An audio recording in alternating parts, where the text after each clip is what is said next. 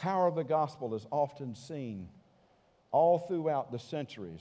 Sometimes we used to tell it in powerful ways, and we had to tell it in the early church. We had to tell it through other mediums, not just the written word. Why? Because 300, 400, 500, 600 years ago, most of the population was what? They were illiterate. They couldn't read or write. Do you have any idea that that's why stained glass windows were put into churches going back centuries and centuries? And if you think about it, have you been into churches that have stained glass windows?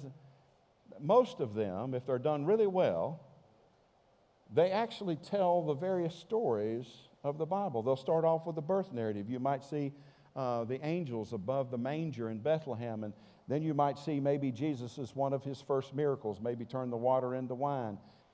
And so stained glass windows were to tell the powerful story. Believe it or not, we have two here at Christ Church.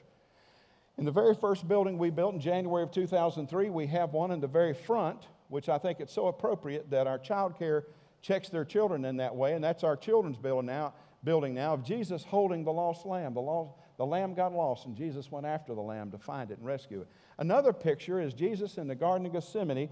That's on the second story of our prayer tower, right above the prayer room on the opposite side. If you go out these double doors, the opposite side of the atrium. And there you see this beautiful picture of Jesus, stained glass. We ordered it from Belgium in 2002. It was hand-delivered and put here in this casing. And you see these beautiful colors, Jesus' robe, and you see the light coming down from heaven on his face. And if you look closely, you realize that is clear glass.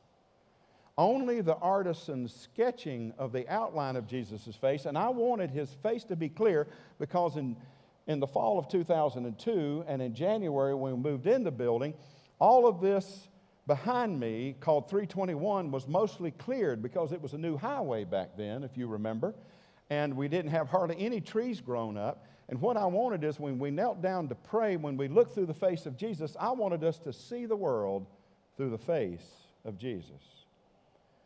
Because all too often when you and I look at each other, we see the frailty, we see the shortcomings. We see the things that need to be improved. Whether we speak them or not to each other, we still see those. When Jesus looks at you, he sees the frailties, he sees the cracked image. But like Simon Peter, he looks beyond it. He says when he looks at Simon Peter, I see a rock one day. Now you ain't there yet, but I see a rock one day. And one day you will lead my church, and my church, the gates of hell will not prevail against it. Now that was 3 years in the making, folks. Are you with me? But he still saw a rock one day. When Jesus looks at you, he sees full redemptive potential. Now look at that. That's beautiful. You take that picture is beautiful. Artisans can create that. But if you zoom in closely, what do you see? You say, wait a minute. That nice picture, that beautiful piece of artwork is made up of cracked glass that is soldered or welded together. Wait a minute. You mean an artisan takes cracked images, cracked glass, and puts them together to make something beautiful. And then, as you look at all these cracked images, and we go back to the face of Jesus, and we stop there for just a moment, we see something that I didn't see until Wednesday of this past week. We actually had the fountain in the middle 3 years ago when we designed this building. The fountain was supposed to be in the middle, and we didn't even have a cross. We didn't even have a fountain where it was. That was all changed around the late summer of 2017, early fall, that we would actually have a fountain right there near the elevator shaft, and on the elevator shaft we would have a cross.